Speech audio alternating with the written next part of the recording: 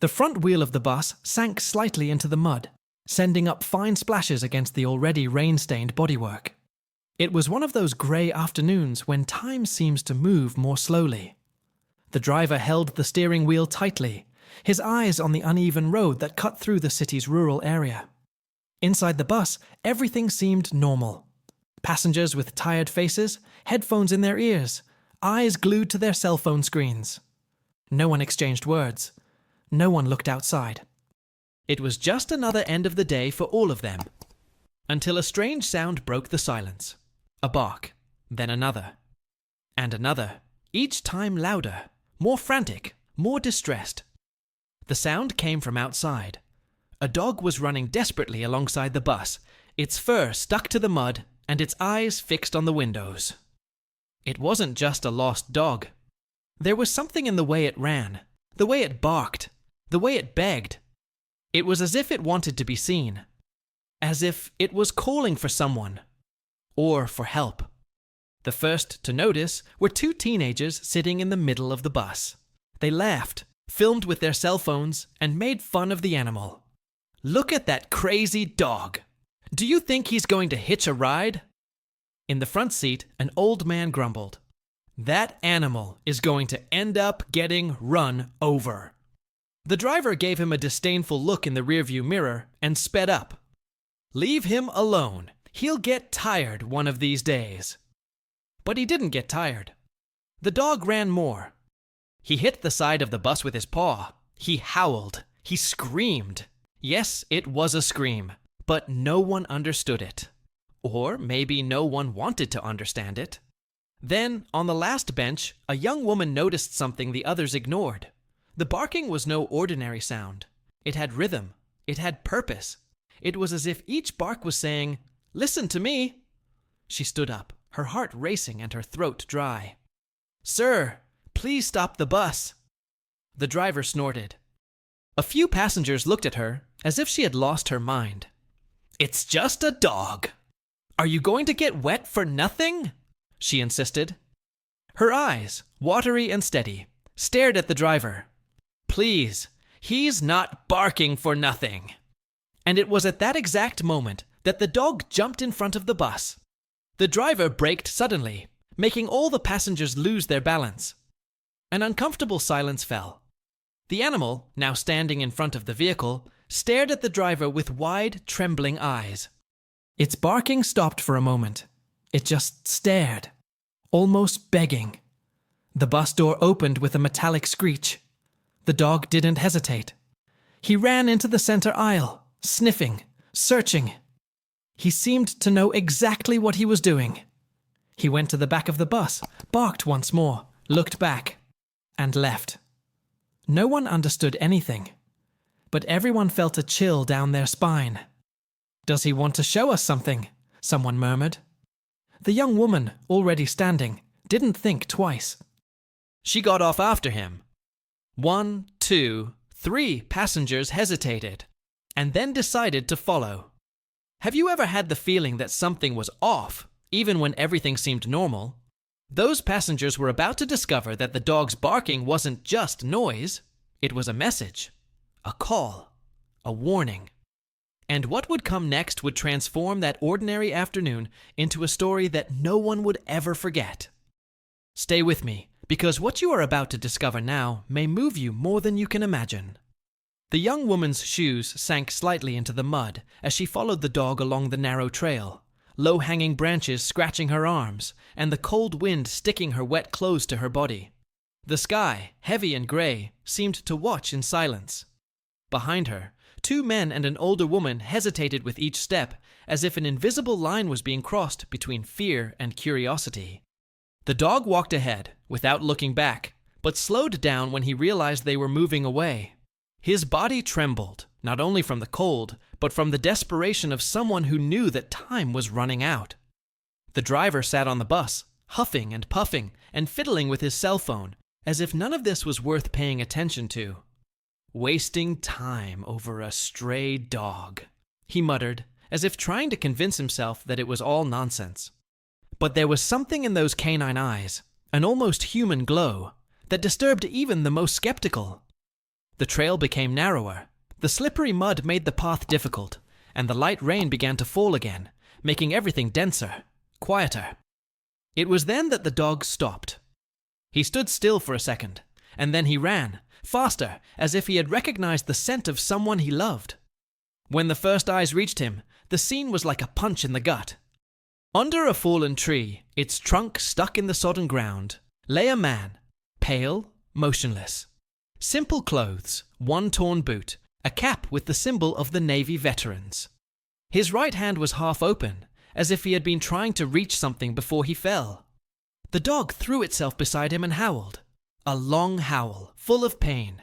A sound that seemed to come from another world, not just from an animal, but from a heart that refused to accept loss. The woman knelt down slowly, trembling. Is he breathing?" she asked, her voice breaking. The younger man stepped closer and placed his fingers on the man's neck. "He's weak, very weak, but he still has a pulse." The young woman who started it all picked up her cell phone and, with trembling hands, called emergency services. "There's a man unconscious. A veteran. We found him thanks to a dog. Please come quickly." As he spoke, he looked around. It all seemed so unfair. How had this man, who clearly had a history, a medal on his chest, a past of honor, been left alone?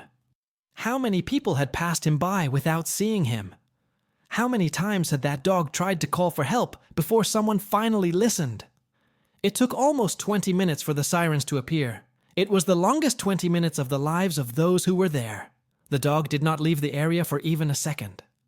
Every time someone tried to touch the veteran's body, he growled softly, not out of aggression, but out of fear.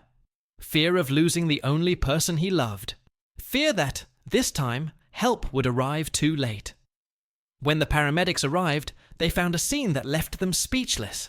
A man with barely any vital signs.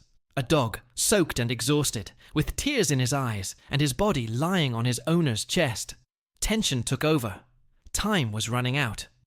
"Blood pressure dropping," said one of the paramedics. "Slow rhythm. If we had arrived half an hour later." The dog was carefully pushed away. He cried, literally cried. His wet eyes seemed to beg for mercy and for justice. As the ambulance drove away, its sound cutting through the rain and the muddy trail, the young woman stood there, motionless.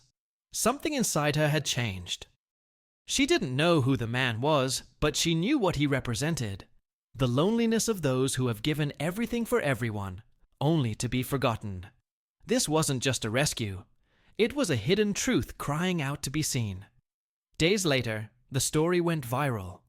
Someone on the bus had filmed the dog running. They posted it with the caption, "He saved a hero," and no one believed him. Within hours, the internet did what the city had not done. It paid attention. Shares, comments, reports.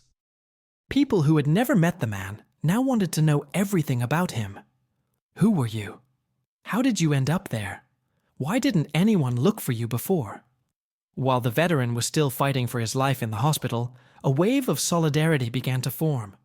Former comrades in arms, strangers moved by the situation, volunteers. Everyone wanted to help. But the one who moved the most was the dog. A war dog, they said later. Trained to save lives. And he fulfilled his mission, even without a uniform, even without applause. Now, every detail of this story took on new contours. A life that was almost lost. A bark that was ignored. A young woman who decided to listen. And an entire city that, for a few minutes, had turned its face away. But that now, little by little, was beginning to see again. Write in the comments, "I heard the bark." Only those who have felt this story up to this point will understand the weight of this sentence. And, believe me, what is yet to come will transform this journey into something even more remarkable. The branches cracked beneath the feet of those who walked in silence, as if each crack were a warning that something very wrong was about to be discovered. The rain was no longer falling heavily, but the smell of wet earth and rotting leaves filled the air like an uncomfortable reminder of the loneliness of that place. The cub, although visibly exhausted, kept up the pace. He would stop, look back, check to see if the group was following him, and then start walking again, dragging his hind leg slightly, which seemed injured. With each step, the tension grew. The silence among the passengers who decided to follow the animal was almost sacred. No one said a word, but everyone's heart was screaming the same thing: fear. Fear of what they would find. Fear of discovering that that bark, which many laughed at, hid something more serious than they could bear. Then they reached the clearing. The dog stopped abruptly, let out a hoarse bark, and ran to the base of a fallen tree. His entire body shook. He circled around in one spot, digging in the mud with his paws, until he lay down, right on what appeared to be nothing more than a pile of leaves and twigs. But it wasn't. There, beneath all that, was a body. A man lay sprawled, his face pale, his lips purple. His wet clothes clung to his skin, and his left hand was half open, as if trying to grab something in the void. The young woman approached cautiously, her eyes wide. The ground seemed to spin beneath her feet. "There's someone here!" he shouted, his voice trembling, almost breathless. The dog howled. A long, pained howl that tore through the silence and froze the souls of those who heard it. It wasn't just pain. It was despair. The kind of despair of someone who has lost everything once and can't bear to lose it again. The man didn't move. He didn't respond. But he was there, present, wounded, alive. Nobody knew. The oldest of the 3 passengers, a simple-looking man with calloused hands, knelt down and placed 2 fingers on the stranger's neck. "There's a pulse, but it's weak. Very weak." His voice was low, almost choked. It was as if he didn't want to confirm the obvious. This man was on the verge of death. Meanwhile, the dog remained motionless, with his nose pressed against his owner's face. He no longer cried. He did not bark. He just waited. His eyes held a truth that was hard to ignore. He had tried everything. The young woman called emergency services. The voice on the other end of the line sounded distant, almost cold. She tried to explain, between sobs and heavy breathing, how they had gotten there. It was the dog. He guided us. He didn't stop until he found his owner. Meanwhile, something inside her was awakening. A feeling of collective guilt. Of how we sometimes pretend not to see. Of how it is easier to believe that a bark is just a noise, and not a call for help. Minutes later, sirens began to echo in the distance. The sound cut through the silence of the forest like a distant hope. But would there be enough time? The group remained there, beside the man, without knowing his name, without knowing his story. Only the dog knew. Only he knew the details. The memories. The invisible battles of that now powerless body. One of the passengers, with tears in his eyes, whispered, "This man was once important to someone, and now he's here, abandoned in the middle of the woods, with no one." But no one there imagined who he really was, or what that dog had faced to bring them there. When the ambulance finally arrived, the paramedics acted quickly. The body was carefully removed from the mud, and one of them murmured, "Looks like he's ex-military. He's got some military tattoos on him." The young woman felt her chest tighten. That changed everything. A war veteran, alone, abandoned, unconscious in the middle of a field. And he would have died there, in silence, if it weren't for that dog. A faithful companion who crossed streets, faced horns, rain, honking, mockery. All to try to be heard. All out of loyalty. Out of love. As the stretcher was being carried to the ambulance, the dog tried to climb in behind. One of the rescuers tried to restrain him, but he growled softly, almost in a whimper. So they let him. And there, inside the vehicle, he lay down again next to his owner. He put his head on his shoulder and closed his eyes, as if only then he could rest. That night, word spread. A video taken by one of the passengers, who captured the moment the dog stopped the bus, spread quickly across the internet. The footage made the rounds in local groups, among veterans groups, and among animal welfare communities. The video's title was simple: "The Dog Who Tried to Save His Hero." And then, something curious started to happen. People began arriving at the hospital asking for him. Some recognized him by sight. Others recognized him from his uniform in old photos.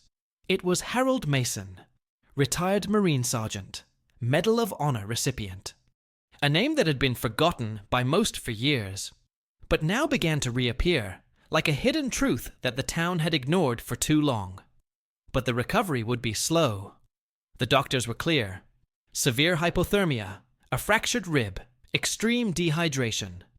If he had spent 2 more hours there, he wouldn't be here now, the nurse said, as she stroked the dog lying at the foot of the bed.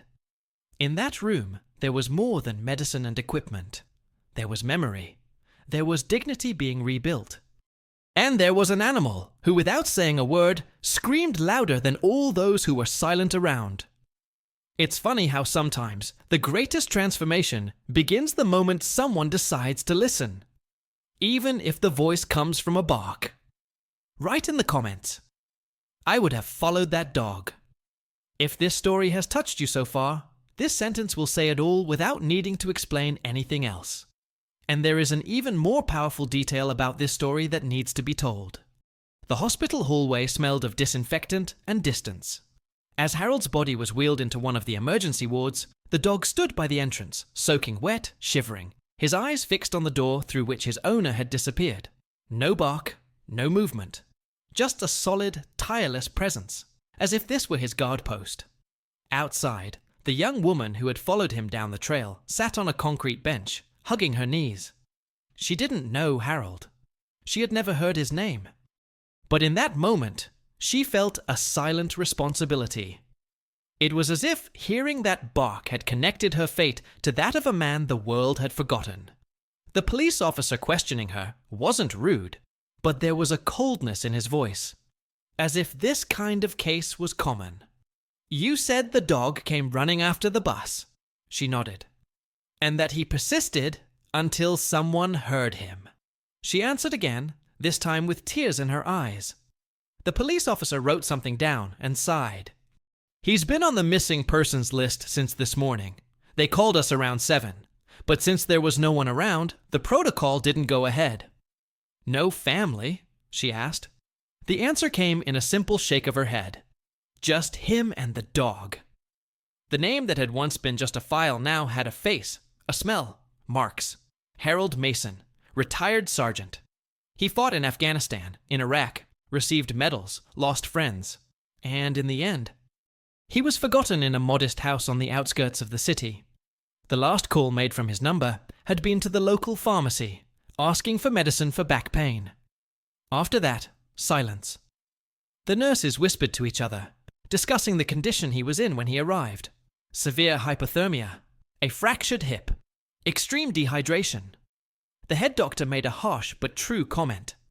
He was out in the open for over 10 hours, and no one noticed, only the dog. And what perhaps hurt the most was precisely that. The realization that if the dog had given up, if he had stopped in the rain, if he had simply laid down and cried, Harold would have died there, in silence, like so many others. In room 213, the equipment beeped at an uncertain rate. Monitors blinked. A nurse tried to slowly warm the veteran's body. Meanwhile, at the reception, some people began to arrive. A former colleague in uniform, a lady who said she was a neighbor from the block, a boy in his school uniform, holding a hastily made sign that read, "Thank you for not giving up." The city was slowly waking up from its moral slumber. A collective memory was coming to the surface. He was that guy who helped with the 2004 flood. I think he trained the scouts. He was the one who gave lectures on discipline at the military school.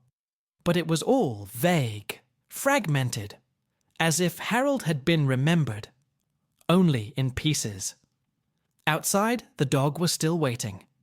The hospital security guard tried to stop him, as per protocol, but he was stopped by the doctor herself. "Leave him alone. He's the only family this man has." And at that moment, Without meaning to, she said more than she had imagined. The hours passed slowly. Night fell. And only then, at 3:42 in the morning, did Harold open his eyes for the first time. Confused, dizzy, weak, but alive. He tried to speak. His lips dried out. A hoarse sound escaped. The nurse approached, holding his hand. "You're in the hospital. You've been rescued." He blinked slowly, trying to understand. That's when the dog came in. The scene seemed like something out of one of those movies that you watch and then doubt. But it was real. The dog walked in slowly, guided by the young woman, and when he saw Harold, he ran to the bed. He put his paws on the sheets, rested his head on his owner's chest, and closed his eyes. Harold cried, silently. No words were spoken. But there, in that cold room, a reunion between two souls that had never left each other was happening. And there was no way to watch without being moved. There were still questions in the air. Why was he so far from home? What caused his fall? Who else knew about his routine? How long had the dog been trying to help himself before running after the bus? And there was an even bigger question. How many Harolds are there in the world today, living in silence with invisible scars, waiting for someone to hear what no one wants to hear? Maybe deep down, that's what bothers us the most. The hidden truth that abandonment doesn't always come with locked doors. Sometimes it comes with daily indifference, with collective forgetfulness, with the lack of, "And are you okay?" While Harold rested, the young woman remained there, sitting next to the bed. She still couldn't explain why she had gotten off that bus, but she knew she would do it again, and that it had changed something inside her. Later, a nurse found a crumpled piece of paper in Harold's coat pocket. It was a letter, handwritten, addressed to no one. A rant. Random words about exhaustion, about silence, about feeling invisible. But one sentence was underlined. "If something happens to me, at least my dog will try." And he tried. Comment there. I would have stopped the bus too. Maybe this sentence is the first step for more people to start listening, even when the voice comes from a simple bark. There is a thrilling part of all this that still needs to be told, and it begins right where Harold's honor begins to be restored. The first light of morning invaded the silent hospital room, when Harold, still weak and with a choked voice, asked for something unusual. "Give me his name. My dog's name." The nurse smiled. "What do you mean? He doesn't have a name?" Harold closed his eyes for a moment, as if diving into his own past. "I never had to give him one. He always knew when he was called." That silenced the entire room. It was as if there was a connection between the two that dispensed with any words. Days before he was found, Harold had gone for his morning walk, as he had done religiously for years. The same steps, the same trail. He believed that walking in the morning kept him sane. Not just physically, but mentally. It was the ritual that gave meaning to his days. A reminder that he was still alive, even when no one else seemed to remember. But that morning, something different happened. A sudden tightness in her chest, her vision going dark, her knees giving way. The fall was fast. A sharp blow to her head as she hit the root of the fallen tree. Pain mixed with fear, and then darkness. The dog stood there beside him, barking, licking his face, pushing him with his nose. He tried for hours to do what the entire city had failed to do for days: help him. When he realized he couldn't do it, he ran. He ran like someone who knew he was in a race against time, against destiny, against abandonment. It wasn't just survival. It was loyalty in its purest form. And then, the unlikely happened. A young woman heard. A bus pulled up, and everything began to change. The story exploded on social media. Photos of the dirty dog getting on the bus. Images of the flooded field where Harold was found. Videos of the ambulance leaving with the animal jumping inside after its owner. Comments from people who said they had seen Harold on the street days before, but that they thought he was fine. Others said they had always wanted to help, but didn't know how. The newspapers began to report. Hero saved by loyal dog. Forgotten veteran thrills nation. Reporters came to the hospital, trying to talk to Harold, but he refused interviews. He would only say, "Talk to him." Pointing to the dog, who now sat by his side, a military blanket draped over his back and watchful eyes. Outside, a crowd was beginning to gather. People with signs, children with flowers, veterans with medals on their chests. There was something about Harold's story that moved everyone. It wasn't just the fact that he had been saved. It was the belated recognition, the collective shame, the painful reminder that many heroes end up like this, silenced not by war, but by oblivion. And then came the most unexpected gesture. The public transport company, the same one whose driver had refused to stop the bus in the first place, decided to take action. It organized a simple but symbolic ceremony. On the same street where it all began, the bus stopped again. This time, decorated with flags, with the street closed off, with applause waiting. The dog was the first to get off.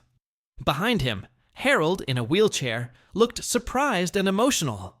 When he got out, he was greeted with a round of applause and tears. The company director approached, took a small velvet case, and, in front of everyone, attached a gold medal to the dog's collar. Now, on behalf of the city, and all those we didn't hear from in time, thank you. Harold tried to speak, but his voice wouldn't come out. Only his eyes said it all. The dog remained calm, motionless, dignified, as if he knew that this tribute wasn't just for him. It was also for all those who had been forgotten and who deserved, at least once, to be truly seen. After that, something changed in the city. Posters about veterans' care began to appear. Psychological support centers received more volunteers. Schools began inviting veterans to tell their stories. And most impressive of all, the spot where the dog stopped the bus got a plaque. A simple wooden plaque with small but profound letters. Here, a bark saved a hero. The young woman who had heard the dog that day was called to speak on a local radio station. When asked why she decided to stand up and ask the driver to stop, she replied, "Because that barking seemed to make more sense than the silence from all of us." Harold continued his rehabilitation. Each day was a small victory. Each step was a memory being restored. But he was no longer alone. The hospital allowed school visits. Children came to deliver drawings and letters. Some just wanted to see the dog. Others wanted to see the man who had been saved by the purest love there is. And in the midst of it all, Harold found something he didn't even know he had lost. Belonging.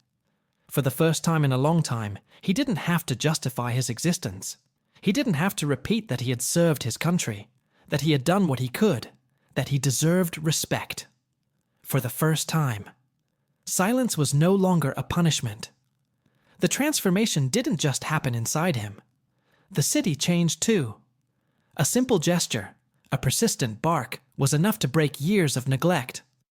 And the hidden truth, which hurt more than any war wound, finally began to be faced.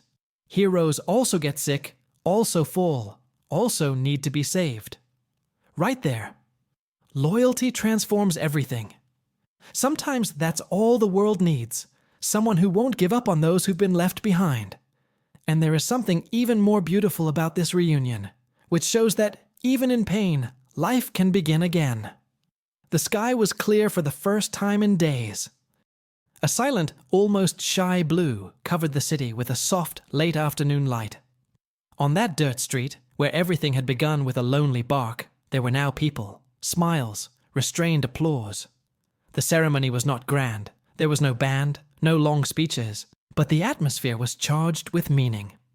It was the kind of event that spoke more through silence than through words. The bus, the same model, the same route number, stopped at the exact spot where the dog had stood in front of it.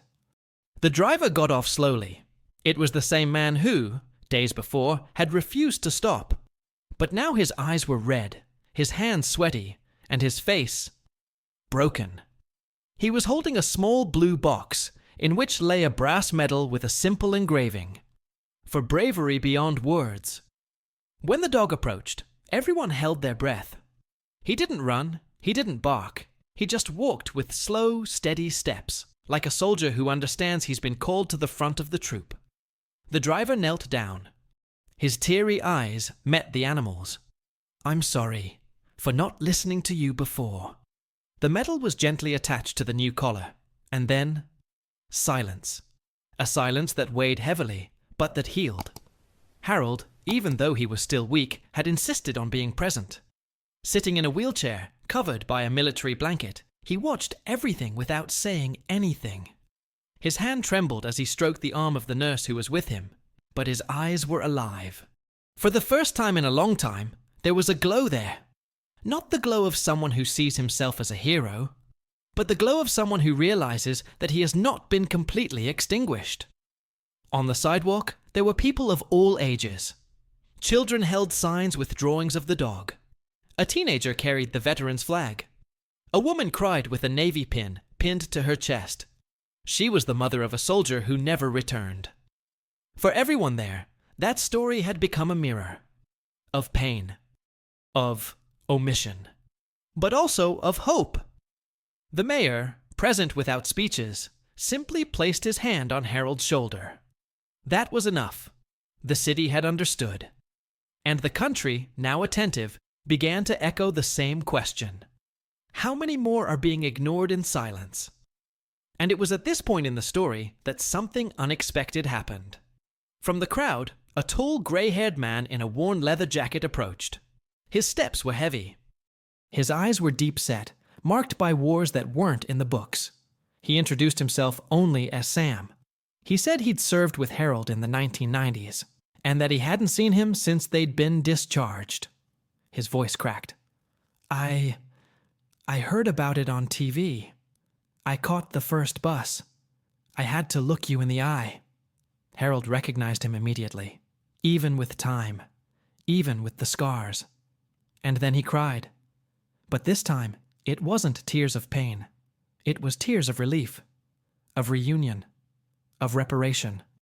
The two embraced each other right there, like two brothers who had survived different battles.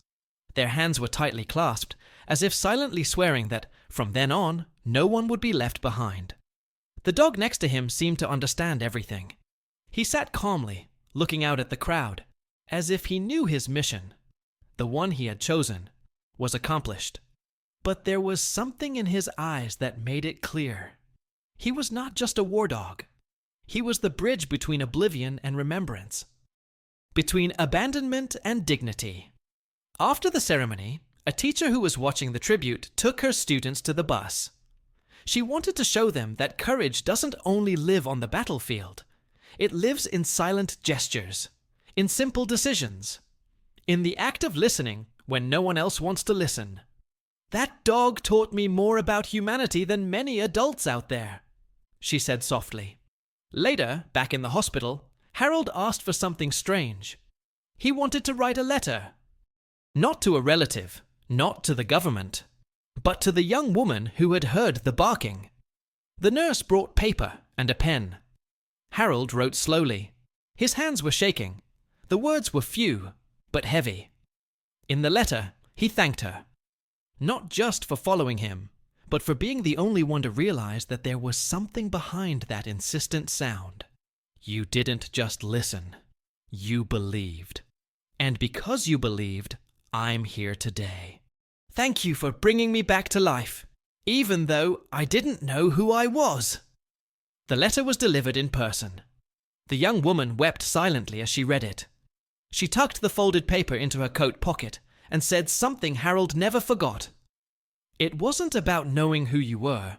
It was about not letting anyone go through this alone.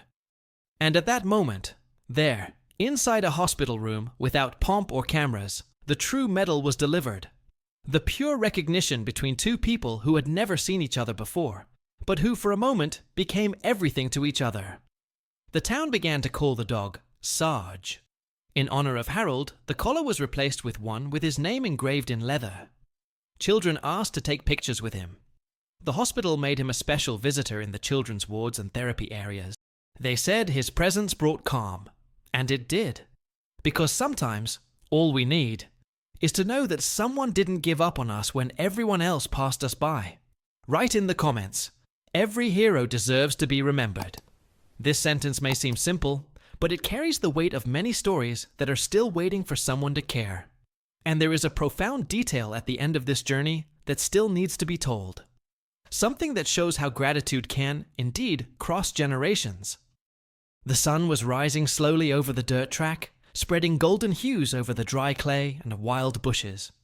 The tire tracks were still there, side by side with the small footprints of a dog, immortalized as a living reminder of what had happened in that forgotten part of the city. Near the curve where it all began, a discreet sign reflected the light with simplicity. Value Trail. Someone had left flowers there, white daisies and a little note that read, "You did not bark in vain." In the early days, few people stopped to look, but over time, the sign became a popular destination for schools, veterans groups, and even curious tourists. It was as if the place had taken on a voice of its own. It was no longer just a road. It was a landmark, a physical reminder that life can change when someone, even without words, insists in making themselves heard. Harold, now stronger, had a completely different routine. The mornings that used to be silent and lonely became full of life. He used to walk slowly through the garden of the hospital, where he still received physical therapy. Sarge followed him step by step, sometimes walking, sometimes just watching. There was a new calm in Harold's eyes, a different lightness in his way of being. As if, after so long carrying an invisible weight, he had finally found a point of support, or, perhaps, a reason to keep going. But what caught people's attention the most was the way he spoke in interviews and lectures to young people. Unlike other veterans, Harold didn't like to talk about medals, combats, or victories. He talked about silence, about tiredness, about that day when he realized no one was coming, except his dog. And that was when his voice broke. Because deep down, the biggest battle he faced was not against an enemy abroad, but against the daily abandonment within the very city where he had lived for decades. On one such school visit, Harold went to a school where students aged 9 to 12 had drawn pictures inspired by his story. As he entered the gymnasium, he saw colorful panels with simple portraits. A dog with bright eyes, a man with gray hair, a parked bus. A boy approached with a piece of paper in his hand and said, without ceremony, "We wish we were like Sarge.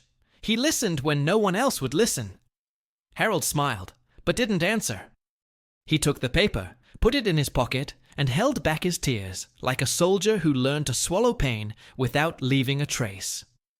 But that night, lying in bed next to his faithful companion, he took the paper out of his pocket and cried, in silence, like he used to do in the days when no one knocked on his door. The difference now was that he was no longer alone. Sarge, already growing old, slept beside him with his paws folded, his breathing slow, and the medal of bravery always visible on the breastplate of his collar. It was as if, even in sleep, he was still on guard.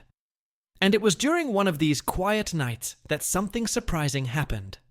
A letter from the other side of the country arrived in Harold's hands. It was signed by a woman named Ava Bennett. On the envelope was only a Virginia state seal and the delicate handwriting of someone who took his time writing. Upon opening it, Harold found words that would move him deeply. "Mr. Mason, my name is Ava. My father served with you in 1987 in Okinawa. He always talked about the man who saved his life in an ambush. He said that if it weren't for a soldier with a steady gaze and clear orders, he wouldn't have come home. That soldier was you. My father is now gone, but he taught me something that I truly understand today. Courage isn't noise, it's presence. I've seen your story, and I just wanted to say, thank you for not giving up on life. You continue to save lives, including mine, which was wandering aimlessly. Now I know where to look." It took Harold a few minutes to process this. He held the letter in his trembling hands and stared at the ceiling for a while, in silence. Sarge, who was lying at the foot of the bed, stood up and put his head on his leg, as if he were also reading what was written there. There was something magical about that moment, A kind of silent agreement between past and present, between pain and redemption. After that, Harold carried the letter with him. Not to show off, but to remind him that even when all seems lost, someone might be watching. Someone might be learning. Someone might be saved just because you didn't give up. Tributes kept coming, but he received them with humility. The only one he made sure to keep in a visible place was the collar engraved with the dog's name. Not because of the metal, but because of what it represented. A daily reminder that even the most forgotten can be remembered, if someone insists enough on their behalf. And even as time passed, and his body grew older, Harold said something that became known throughout the city. I was not saved by luck. I was saved by persistence. That phrase appeared on t-shirts, in campaigns supporting veterans, on murals in clinics, on pamphlets in community centers, and on a billboard on the way to school where the young woman, the one who got off the bus that rainy day, now taught. She didn't talk much about the day of the rescue, but every time students asked her why she stopped class when she heard a barking sound in the street, she would respond with a smile. Because I learned that sometimes that's how love calls for help. Comment here. His insistence changed everything. Maybe this is the phrase that inspires someone today to not ignore what seems small. If you've made it this far, it's because some part of this story touched your heart. And honestly, that says a lot about who you are. Harold and Sarge's journey isn't just about rescue. It's about not giving up on people, even when everyone else has turned their backs. If this content made sense to you, leave a like. Not for the sake of numbers, but to show that stories like this still matter. And if you felt like you really followed everything, comment below. I heard that bark all the way through. I will love knowing that you stayed with me until the last line of this journey. If this kind of story inspires you, provokes you, or brings you some kind of transformation, subscribe to the channel. There's always something new here, stories that reveal what many people prefer to ignore. And look, there's a video here that will deepen this connection we've just created even more. Click and stay with me there. There's something beautiful waiting for you.